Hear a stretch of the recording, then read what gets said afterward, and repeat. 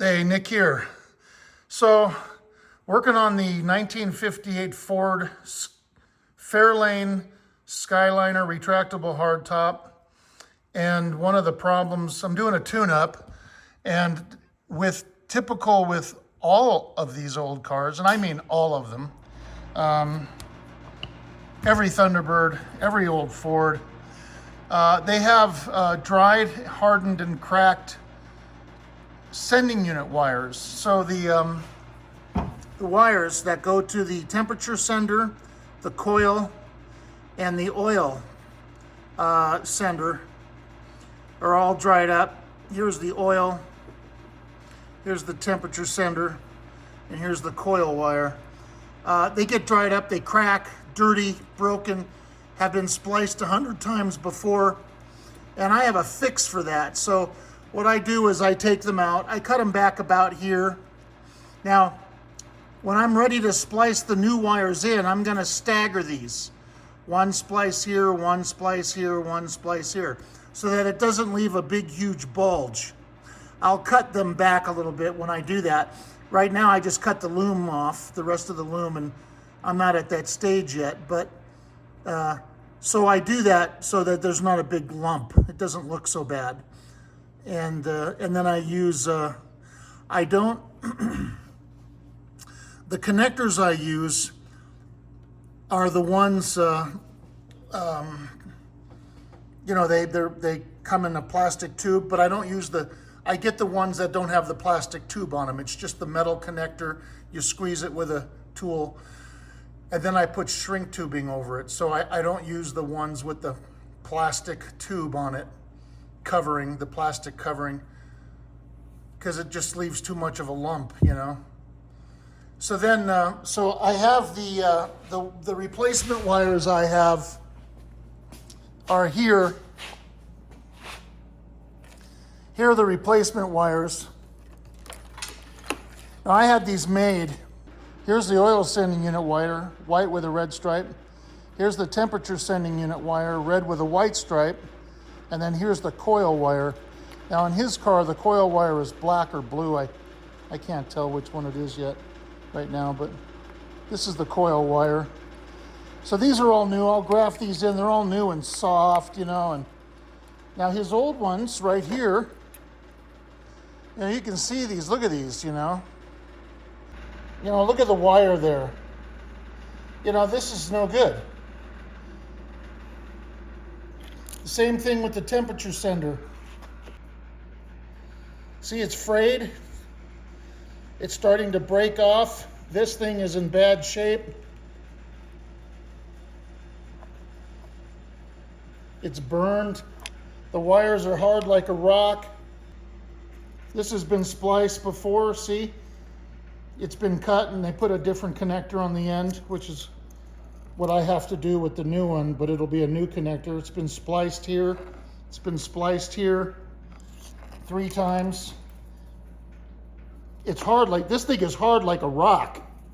There's no bend to it at all. So, yeah. So, that's what I'm gonna do. Put these, get off of there again. Put these new wires in. And so, I use these, you know, you guys are all familiar with these, right? But I don't use these. What I do use is these without the plastic cover, right? And then I crimp them on, and then I use shrink tubing. And to cover the wires, and then I tape it with new tape, and then that's it. So there's that. Everybody's car needs that. So I had these reproduced. And I've got quite a few, and if you guys need any of those, I'll leave it in the description. I'll leave a contact point where you can contact me and order some of those if you want. I sell them all 3 together as a bundle. All right, I'm all set up to splice these new wires in. I got them all measured. I measured them with the old ones I cut off, made them a little bit longer, you know, an inch or two. I staggered them like I said. See, they're staggered so that when I solder them and tape them, there's not a big bump, right? I'm making sure that the wires are mated up, color-coded together. The oil one is the longest one here. The temperature is the second longest, and the coil is the shortest on this side. But on this side, the coil is going to end up being the longest wire because that's how it was on the loom. So when you crimp these are butt connectors. I couldn't get that name out the first time.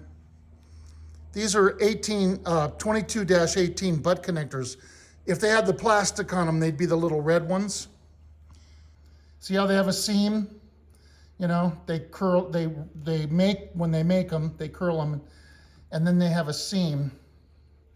Whenever you crush these,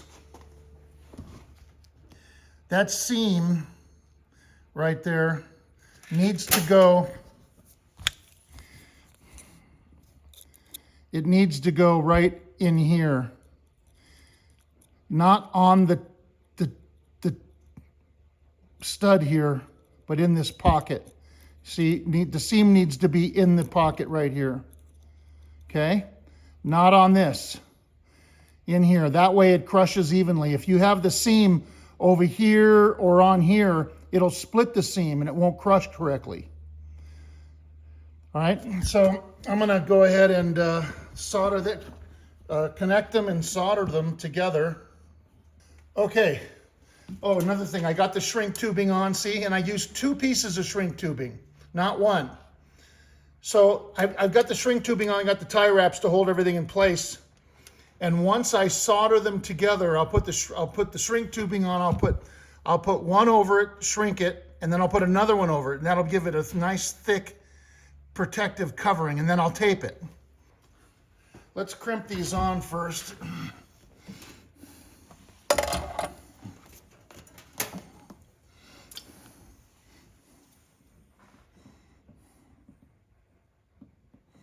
Okay, this is the coil wire, right? Black coil, yeah.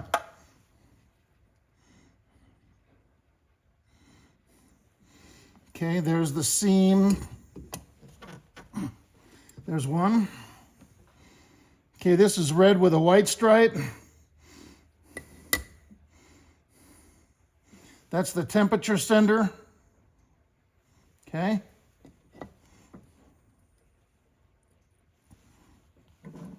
There's 2. Oil sender.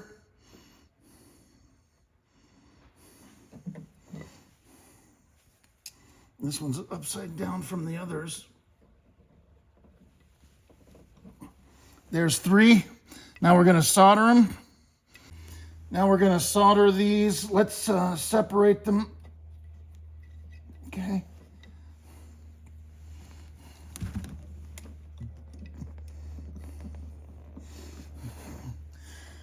When you solder,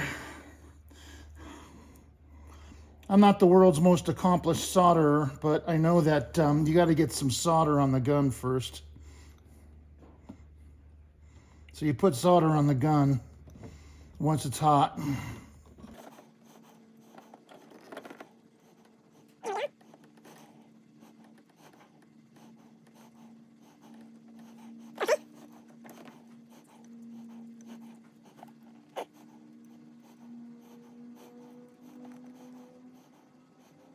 Yeah, immediately putting the solder on the gun immediately made it hot. Okay, that's good. Last but not least, separate them. Yow, yow, yow. That's hot. Okay.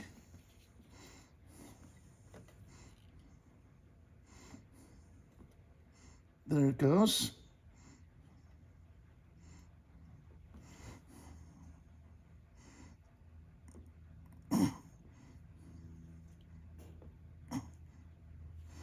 Okay, that's it. Oh, those are cool already. Okay, so Yeah, they're pretty good. See, now it's staggered, so it's not a big bulge. So do one at a time. Make sure you're on as evenly as you can get it.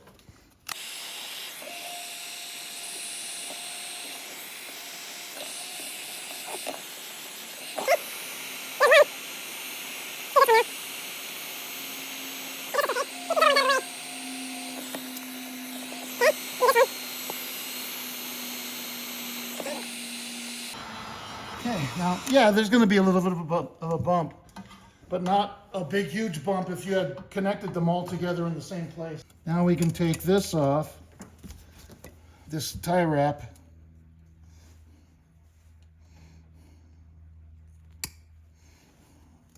Right? Here's the wires. Let me back up. Okay, see, here's all now the new wires. Now I have to put a connector on the oil sending one right there. A slide-on connector. These will just slide on to the sending units in the coil. Hopefully, yeah. And I'm putting a Petronics in, so the customer wants me to put a flamethrower coil in it too. So I'm putting that on. And they come in black now. They used to only come in red, remember that? Yeah, so yeah, look at that. So that's how you fix these wires. These are all now nice and soft and new. The connectors are brand new, you know. The metal is good inside. Okay, let's give these a wrap with the tape. All right, try it again.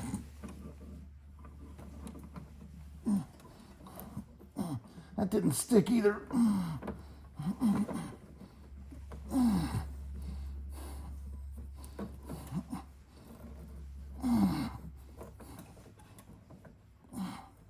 Try to keep them together all the way along in the same position. You could barber pole them, I guess, if you wanted to. I try to keep them in the same position, you know, like this, and keep them that way the whole way, you know. I guess you could barber pole them, you know, twist them and like a barber pole.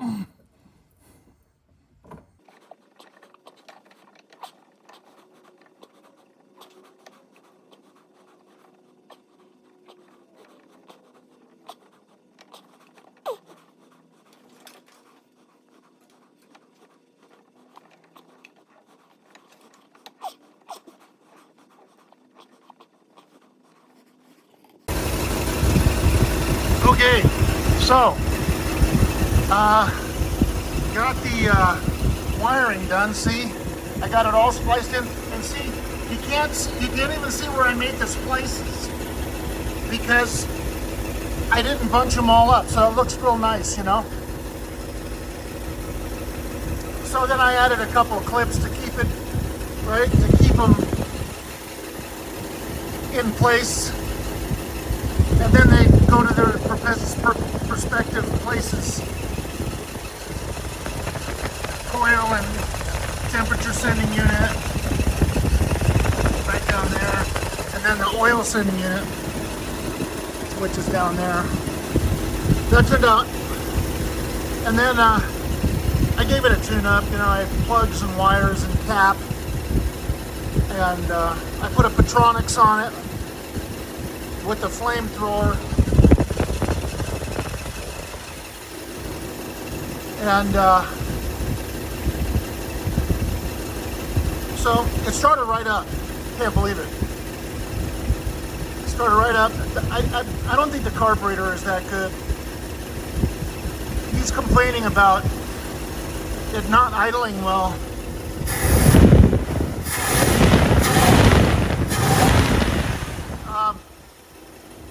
It's idling rough right now, but it's not warmed up yet. You know, it's still, the carburetor's still cold, and it's not warmed up. So now,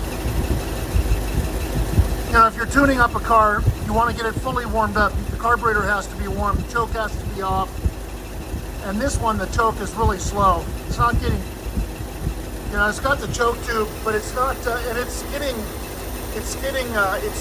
pulling air through the exhaust manifold, but it's pretty slow. So, it's coming off slowly. Once you get it fully warmed up, you want to adjust the idle down as low as you can get it if you're going to adjust the carburetor, and then you make your idle mixture screws with, you know, the idle at like 500 or 600. Also with the timing, if you're going to check the vacuum advance,